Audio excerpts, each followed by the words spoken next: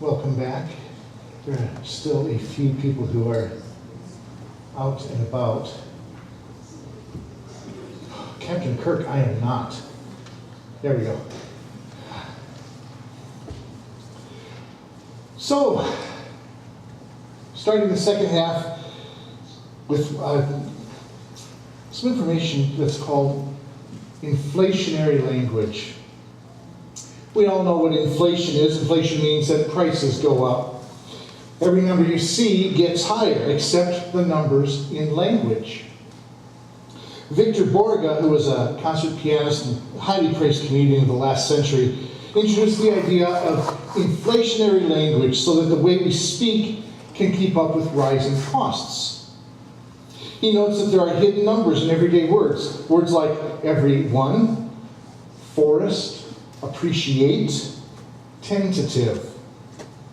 The numbers in these words, says Borge, can rise to the occasion of inflation if we add one to each number. So the word every one becomes every two, forest becomes fivest, appreciate becomes appreciate-nine, and tentative becomes eleventative. So a word like you two become you three. Who said you dweeb?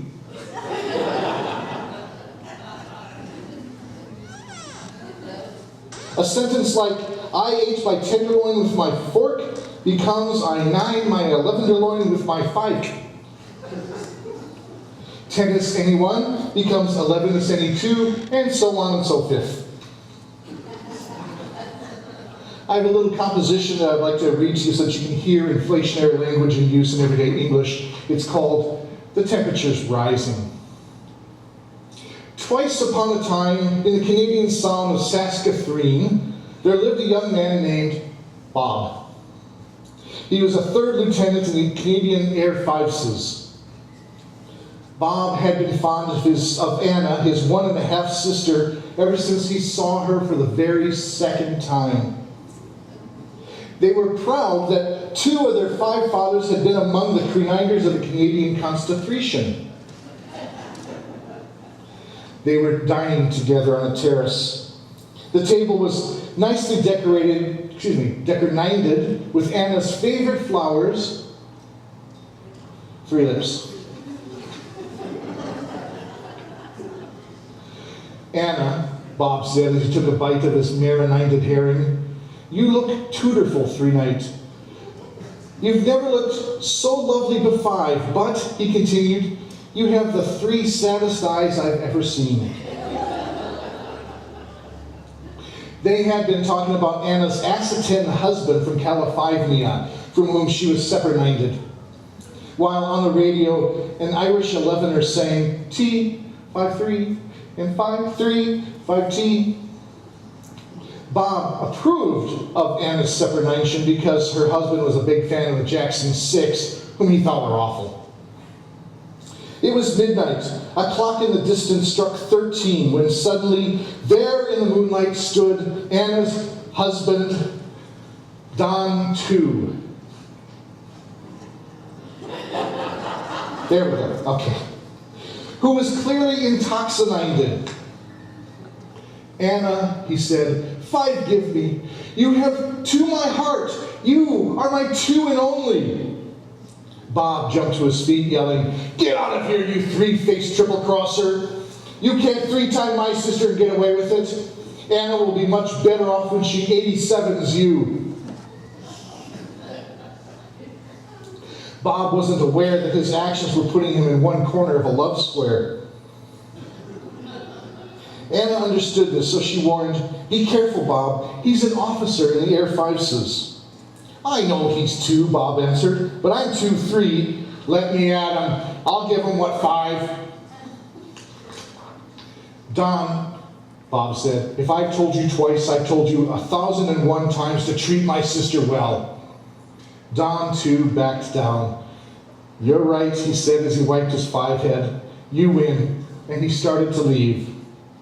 Anna turned to Bob, saying, thank you, Bob. You're 2 in 1,000,001.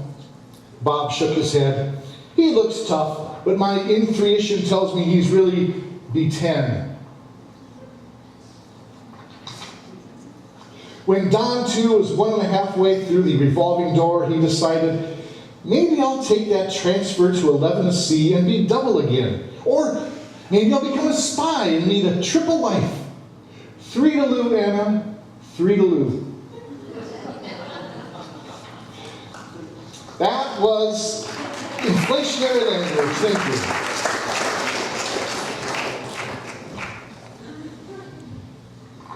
In this next segment, well, first of all, let's talk about the name of the recital tonight is Song of Myself, which comes from a poem by Walt Whitman, in which he was simply expressing his gratitude for being who he was, for God making him who he was. And that's what this is for me tonight. I am so glad. I mean, I love playing my double bass. I love. How many of you can tell that I like poetry a little bit? Yeah? It's one of those things I'm kind of into. And I love performing poetry. And I'm so grateful to be able to do this. And the people who have helped me to do this tonight, I can't even count them. There are so many. But what Walt Whitman was writing was he was expressing his gratitude to God just for the fact that he's 35 years old, he's healthy, he's got a life that he's happy with, he's going in a great direction, everything is cool, and he's just overwhelmed with joy. And that is what this recital tonight is all about. So I'm here to celebrate, boy, that sounds really arrogant, but I don't mean it to be. I'm here to celebrate me. Not because I'm so wonderful, but because I appreciate everything that came together to make me who I am. And so tonight I'm going to actually look at my heritage and express gratitude for that. Did you know that my name is actually not AJ, it's actually Alfred Friedrich Wilhelm Johannes. True story. I was named after my paternal grandfather. He was an immigrant from Germany when he just after he was born. He was born in 1900, so they came here to America, the United States, in, I don't know, 1903 or something of that nature, very, very early in the last century. And all of my grandparents come from a different part of Europe, all from Northern Europe. Can we see Europe up there? There it is. So there's Germany there, and I mean, it's all Northern Europe, you know. There's England, and there's Ireland, and there's Scotland. That's me right there. Those right next to each other. It's like, no wonder I don't like the summer. It's all Northern Europe. I love the cold. That's why. I sleep with a window open in the middle of January, right? So, we're going to celebrate the different aspects of aging. I'm going to get my new assistant for this half of the show up after I knock my stool over. Occupational hazard. Actually, there was a time when I was sitting on one of the stools and the thing just collapsed underneath me. Of course, I wasn't on stage then. I need my other little instrument too. Where is that little guy?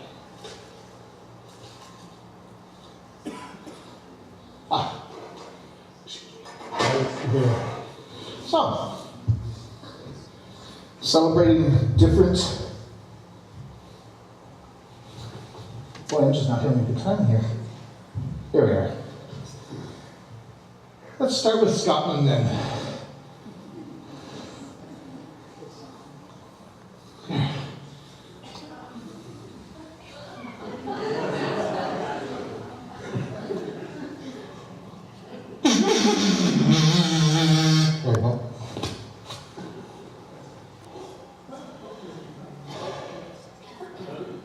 There's no room to breathe.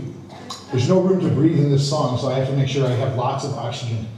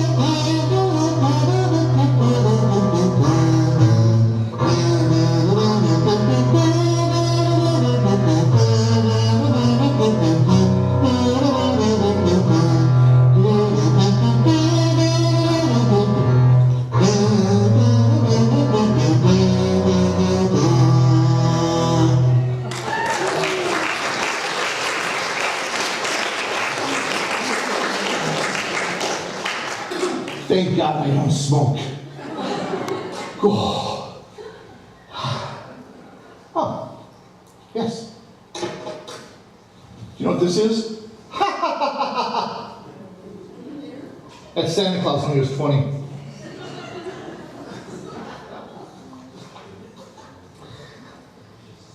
So, that was for me, me maternal grandmother, Helen Douglas, 2 S's. She was very proud of those 2 S's. And so we go from Scotland to Ireland.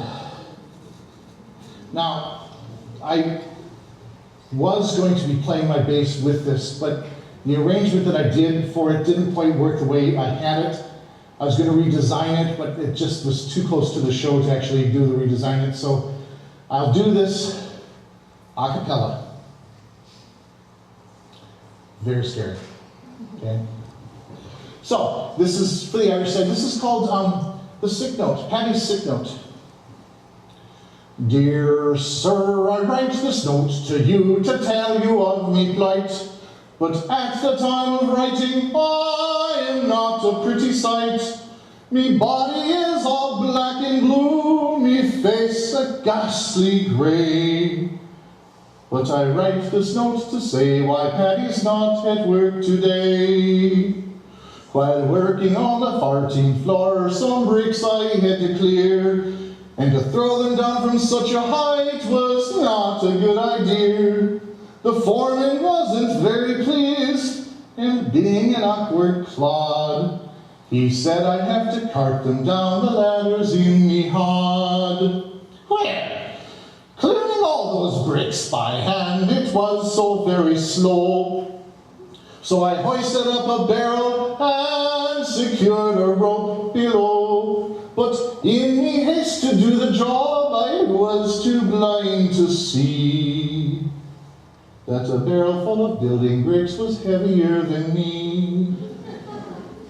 So, when I then untied the rope, the barrel fell like lead, and clinging tightly to the rope, I started up instead.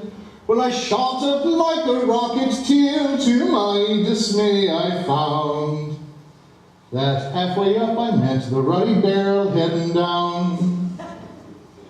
The barrel broke me shoulder, as to the ground it sped, and when I reached the top I banged the pulley with me head. But I clung tight, though numb with shock from this almighty blow. But the barrel spilled out half the bricks, those 14 floors below. Now, when those bricks had fallen from the barrel to the floor, I then outweighed the barrel and so started down once more, still clinging tightly to the rope and whining like a pup. Halfway down I met the bloody barrel heading up. When I landed on the scattered bricks, I thought I'd passed the worst, till the barrel hit the pulley wheel and the barrel bottom burst. A shower of bricks rained down on me, I hadn't got a hope. As I lay there groaning on the ground, I let go the rotting rope. The barrel being heavier, it started down once more and landed right across me as I lay upon the floor. Well, it broke 3 ribs in me left arm, and I can only say that I hope you'll understand why Paddy's not at work today.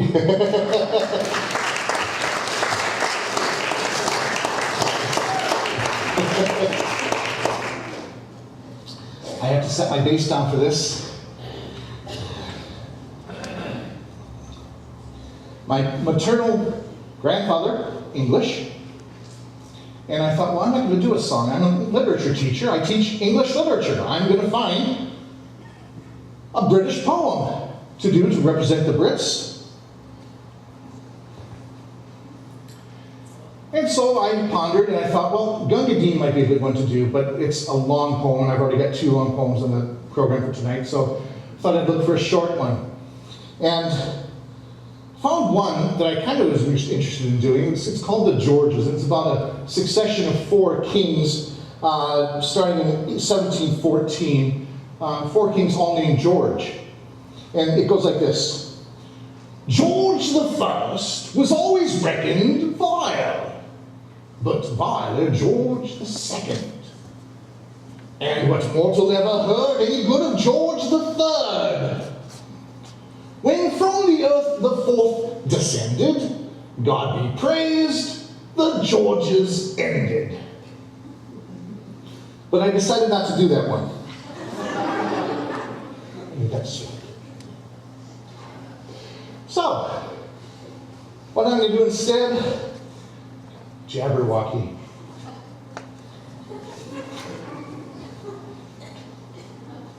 Jabberwocky. Now, this comes from Alice in Wonderland. The words are gibberish for the most part, at least most of the nouns. However, Lewis Carroll does interpret those words for you in Alice in Wonderland. The only one I find important to know is brillig. And that actually helped me to understand the poem, so that's why I want to share that with you. Brillig means it's supper time, time to prepare supper. Okay? It's brillig at the beginning of the poem, and it's brillig at the end of the poem. And I think that that is significant for the poem. So that's why I point that out. The rest of it, I just have fun with. You can interpret the nonsense words however you want. So this is Jabberwocky. 'Twas brillig, and the slithy toves did gyre and gimble in the wabe. Old Mimsy with the myrtle groves, and the momraths outgrabe. Beware the Jabberwock, my son, the jaws that bite, the claws that catch. Beware the Jug bird, and shun the frumious Bandersnatch. He took his vorpal sword in hand. Long time the minxen foe he sought. So rested he by the tum-tum tree, and stood awhile in thought. And, as in uffish thought he stood, the Jabberwock, with eyes of flame, came whiffling through the tulgey wood, and burbled as it came. 1, 2, 1, 2, and through the vorpal blade went snicker-snack. He left it then, and with its head he went galumphing back. And hast thou slain the Jabberwock? Come to me arms, me beamish boy. O Frangiste, Callooh, Calais! He chortled in his joy. 'Twas brillig, and the slithy toves did gyre and gimble in the wabe. Old Mimsy with the border groves, and the momraths outgrabe.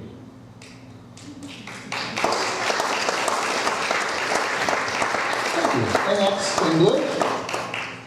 Hold on a second.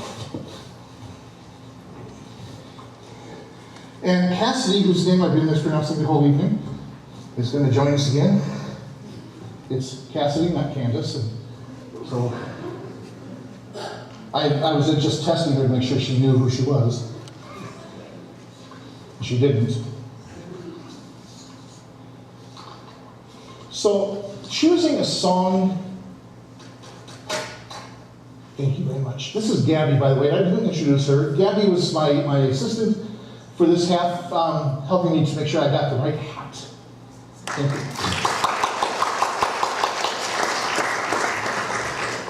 So, what I'm going to do Edelweiss for Germany, and it's not exactly German. So you have to forgive me for that. But I do have a German heritage, and yet at the same time, there is a village in Austria that is called Mittendorf. So, with that in mind, we'll do some Edelweissing.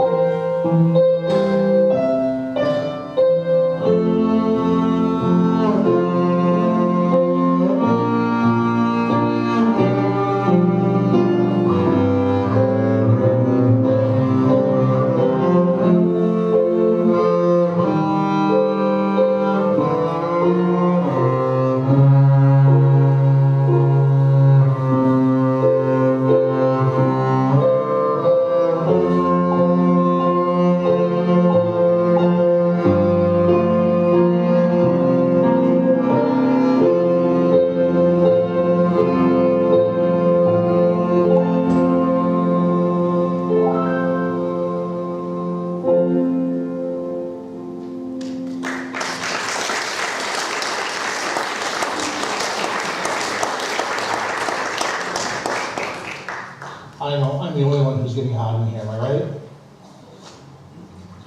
I'm going to cut some of the program short tonight. But there's one here that I do not want to leave out. This is, my dad passed away this year, just a couple months ago. And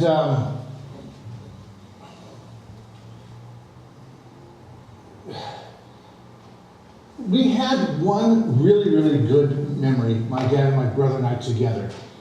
When I was in grade 2, Dad, after that, the dinner table sat down with us and he taught us all kinds of songs that he learned from his childhood. And the three of us had a riot for, I don't know, it must have been an hour after supper. The three of us just enjoyed listening to my dad singing his songs. And I'm a poet, and I memorized poems and songs very quickly, so these songs stuck with me. And so when we went to Black Hills later that summer, the entire 5-hour trip, my brother and I were singing these songs that Dad taught us that night at the supper table. So in honor of my dad, who taught me these wonderful songs, we're going to do one kind of an interactive way here. So I'll do it first. There are 4 verses, but they're actually all the same words. You just change the pronunciation of the words each time. I'll do it the first time, and then I want you guys all to join me in singing it the second time. Okay, so 4 verses with me, and then 4 verses with all of us. All right? You know what?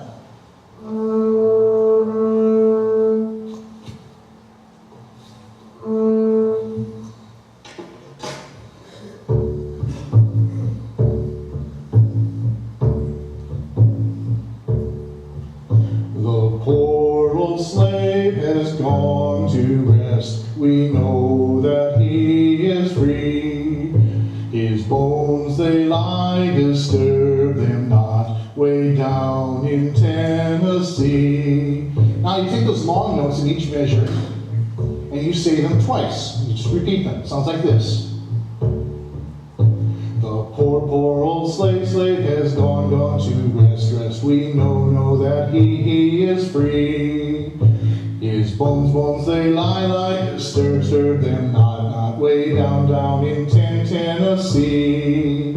Okay, now you take those same words and you eel them. What does that mean? Well, you'll find out now.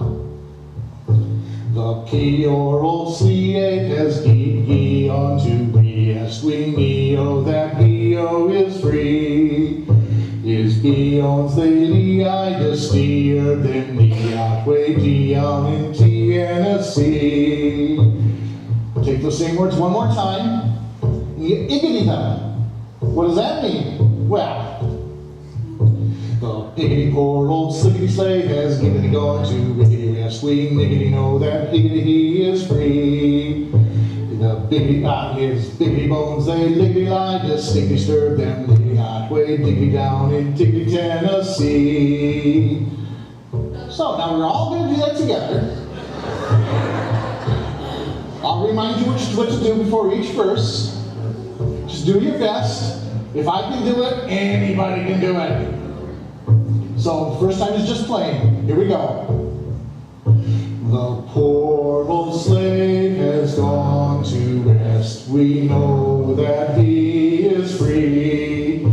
His bones they lie, disturb them not, way down in Tennessee. Wonderful! Okay, now you take those long words in each measure and you double them, okay? The poor old slave has gone to rest. We know that he is free. His bones they lie, disturb them not, way down in Tennessee. Bravissime. Now you EO them. Ready? The poor old slave has gone to rest. We know that he is free. His bones they lie, disturb them not, way down in Tennessee. Now you're going to iggity them. You ready? the piggy, poor old city slave has given gone to the rest. We may know that he is free. His biggity bones they diggity lie, this sting disturb them, they cannot wait, digging down into Tennessee.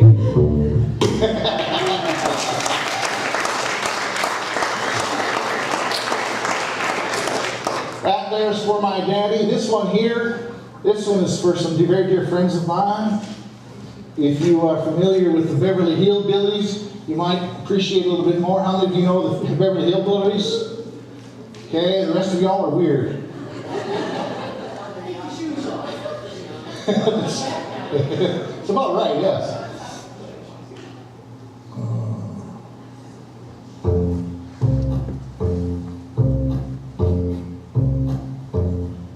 Come listen to my story about a man named Saul, a rich Pharisee, till he changed his name to Paul. Because on the road to Damascus he was stopped by a light that he saw that no star in heaven topped. Christ, that is, King of Kings, Lord of Lords. Well, the first thing you know, old Paul's a servant of the only God in the heavens up above. Because a lot of Hebrews didn't like the words he said, he turned right around and he preached to us instead.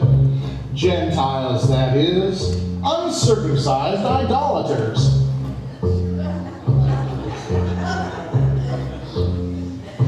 As many as believe the words to them the Savior gave, the power to be sons of God and freedom from the grave. And from the peace of Jesus there's a gift that's worth the wait, to be invited up someday to Jesus' estate.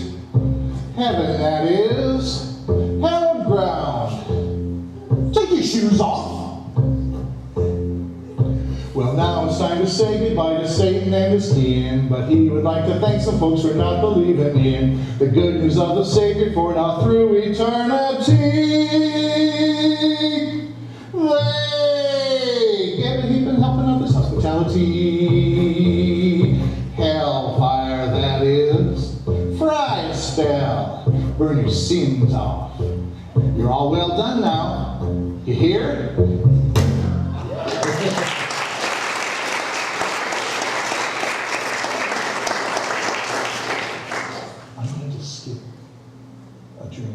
Okay, so thank you. Can we just have another round of applause for Cassidy?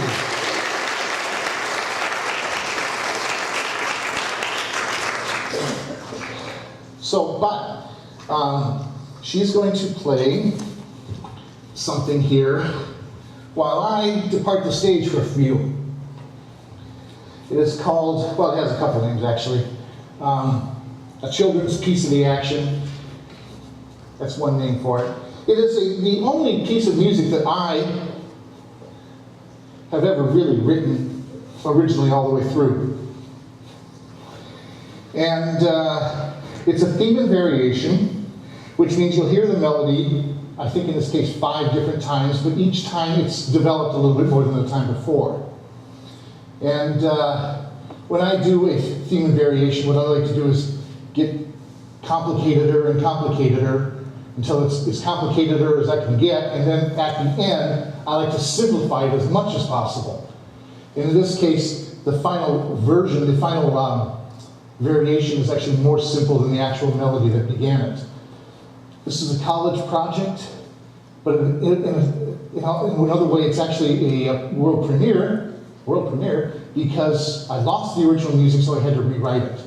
So, you're the first audience for it. When I come back, the year will be about 1860. The place will be southern United States on a hot day, near the end of the day. And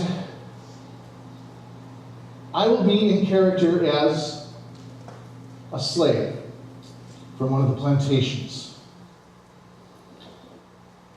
This is a poem that is absolutely one of my, no, it's not one of mine. It is my favorite poem, period. And it is in fact a poem. You won't hear a lot of the rhyme that's there. I have work to try to make it sure that you don't really hear it unless you really listen for it.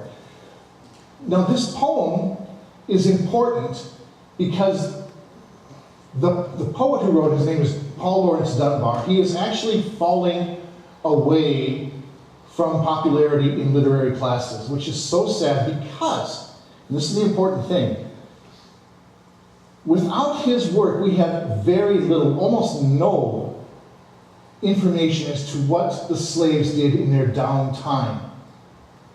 There is no written record of what they did because those who could write didn't care, and those who were participating couldn't write. And so there is no real thing, but Paul Laurence Dunbar was not himself a slave, but his parents were. And so he wrote his poetry based on the stories that he heard from his parents. In this case, it is a party. The slaves from 4 different plantations are gathering together on a 5th plantation, if I understand it correctly. And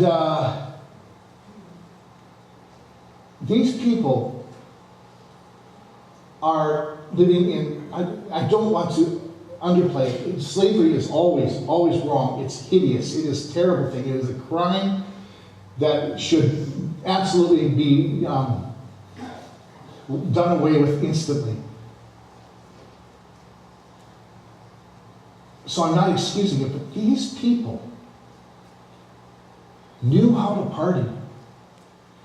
You get this one guy, and he is describing what happened to this. Now, he's a bit of a gossip, right?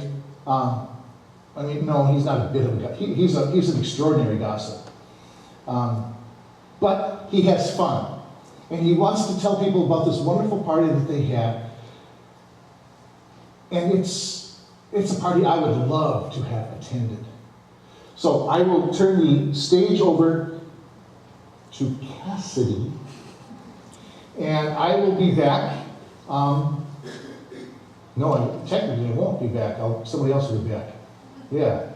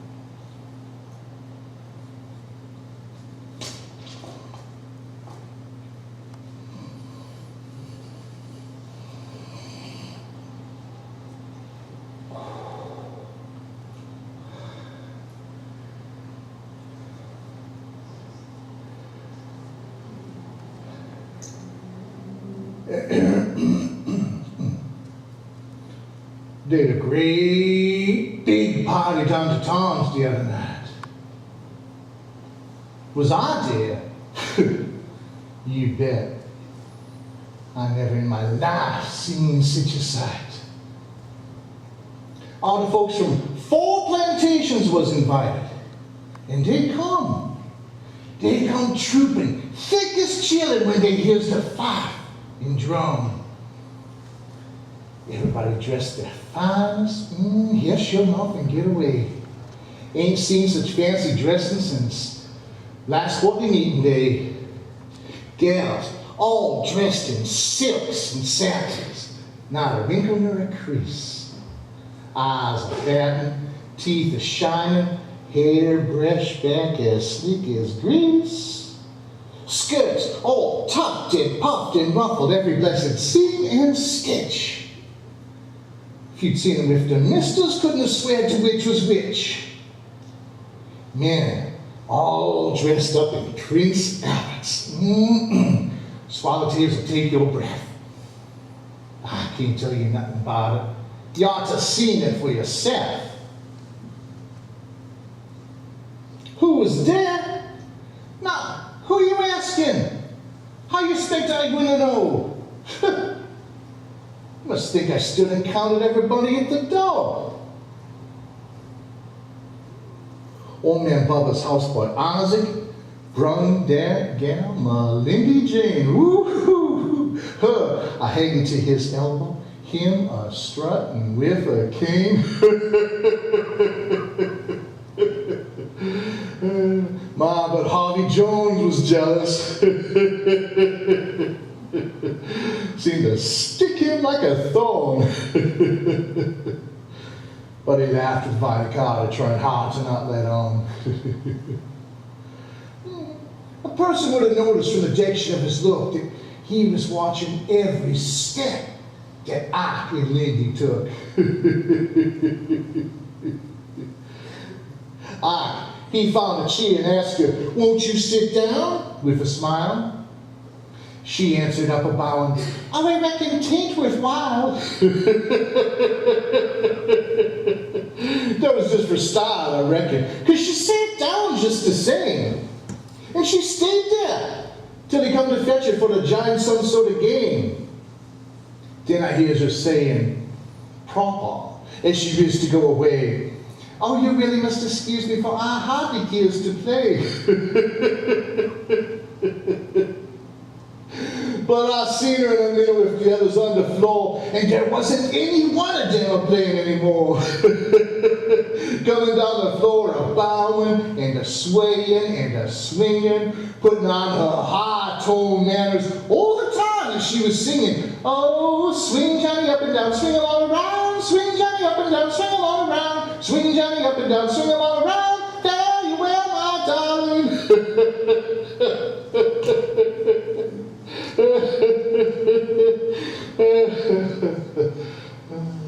Had to laugh at old man Johnson. Oh, he's a caution now, you bet, getting close under 100. But he's spry and nimble yet. He allowed how, sort of giggling, "I ain't old, I'll let you see. Ain't no use getting feeble now, you youngsters. Just watch me." And he grabbed old Aunt Mary. Weighs 300 more or less. And he spun her around the cabin swinging, Johnny like the rest. Everybody laughed and hollered, "Go it! Swing, Uncle Jim!" And he swung her too, I reckon, like a youngster. Who but him?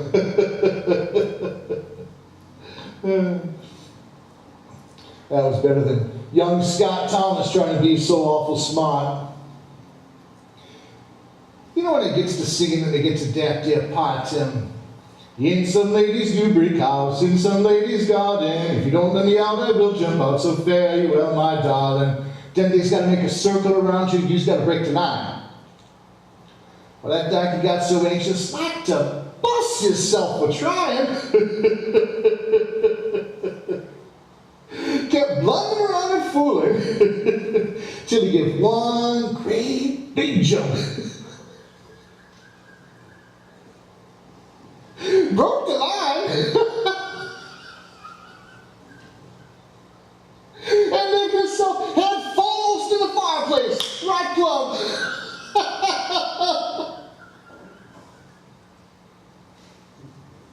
Well, I thought my soul I'd bust.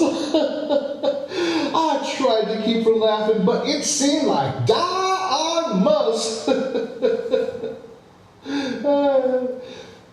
You ought to see that man scramble from the ashes into grime. Did it burn him? Such a question. Why, he didn't give it time. He threw them ashes and them cinders every which way, I guess, and you never did, I reckon, clap your eyes and such a mess. Well, he surely made a picture, and a funny one to boot, with his clothes all full of ashes and his face all full of soot.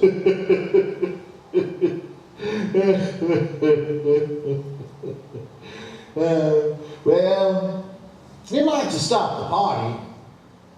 I reckon like as not that it would if Tom's wife Mandy hadn't happened on the spot to ask us out to supper. Well, we scrambled to the table. And I'd like to tell you about it, what we had. But I ain't able. I'll mention just a few things, though I know I haven't oughta, for I know 'twill start a hankering and your mouth will mince to water. We had wheat bread, white as cotton, egg pone just like gold, hog jowl boiling hot and steaming, roasted shoat, and ham sliced cold. Look out, what's the matter with you? Don't you be falling on the floor. If it's going to fetch you that way, I ain't going to tell you nothing more. Then, well, we had hot chitlins. Now he's trying to get in the fall. Can't you stand to hear about it? Suppose you'd been and seen it all.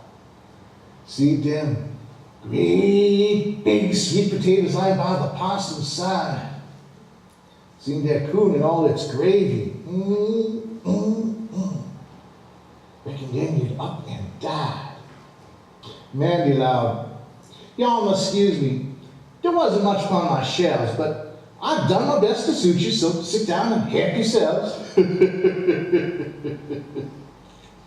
Tom, he loud, I don't believe in apologizing and professing. They don't take it like they catch it. Elder Thompson, that's the blessing.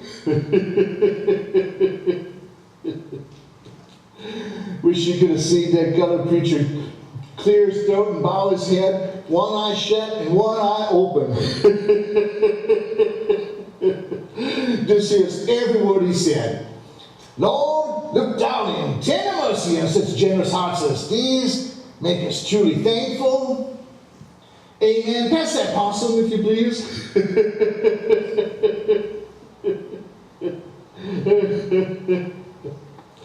Well, we ate and drank our portion till there wasn't nothing left. And we felt just like new sausage. It was most nice stuffed to death. Tom, he knew how we'd be a-feeling, so he had the fiddler around, and he had us clear that cabin for to dance that supper down. Jim, the fiddler, chewing his fiddle, put some rosin on his bow, set a pine box on the table, mounted it, and let it go. He's a fiddler now, I tell you. And he made that fiddle ring till the oldest and the lamest had to give their feet a fling. Jigs, cotillions, reels and breakdowns, cold drills, and a waltz or two. Bless your soul, that music winged him. And then people like the flu. Cripple Joe, the old rheumatic, danced that floor from side right to middle. Throw it away as much and hopped it. What's rheumatics against a fiddle? Elder Thompson got so tickled like to lose his grace. He had to take both feet and hold them so as to keep them in their place. And the Christians and the sinners got so mixed up on that floor that I don't see how they'd have parted if the trumpet chanced to blow.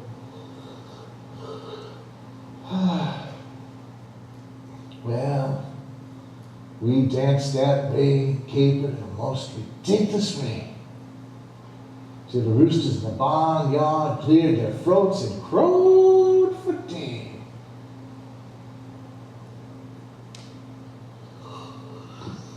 You ought to have been there, for I tell you, everything was rich and prime. There ain't no use talking. We just had one scrumptious time.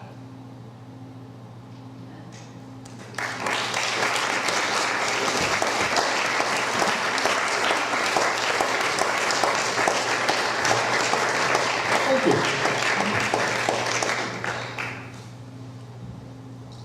There is a passage in the Bible that says, "You may say to yourselves, my power and the strength of my hand have produced this wealth for me.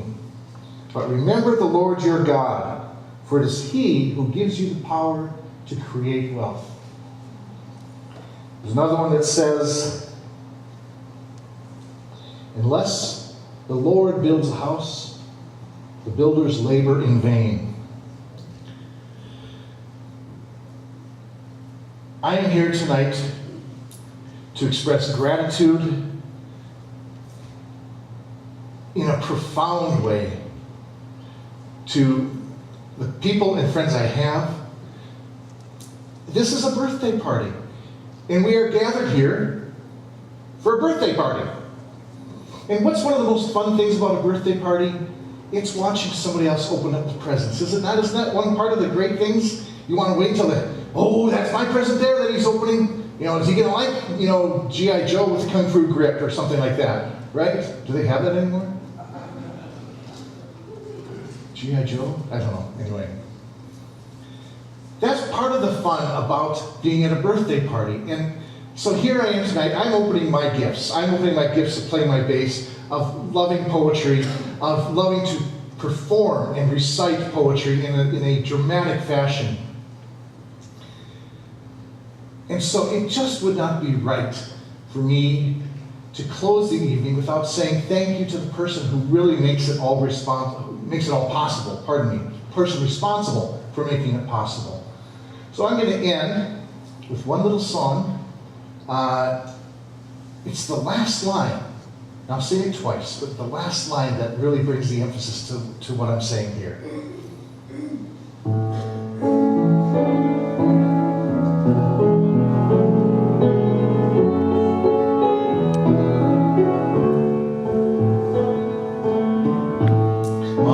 Jesus, my Savior, Lord, there is none like you. All of my days, I want to praise the wonder of your mighty love.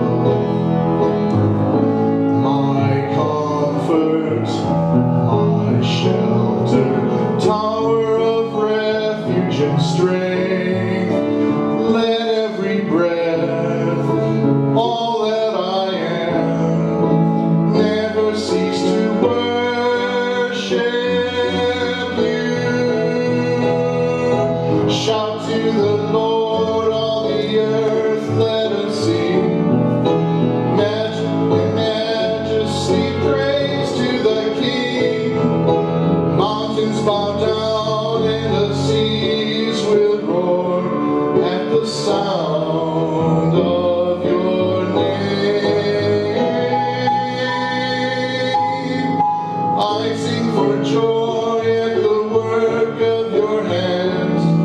Forever I'll love you, forever I'll stand. Nothing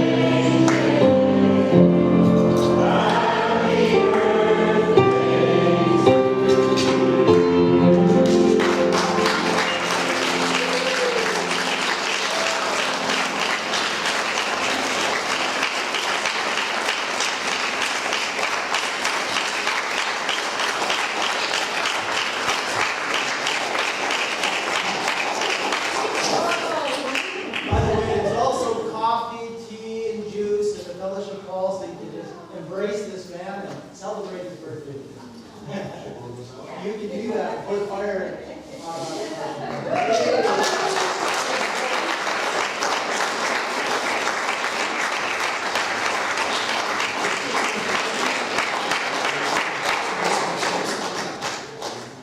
I was not expecting that.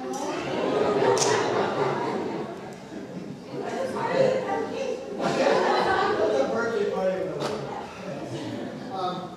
So how are we doing We're this? going next door. We're going next door. Do you want to meal it, or do you want me to meal it? I will cry. So you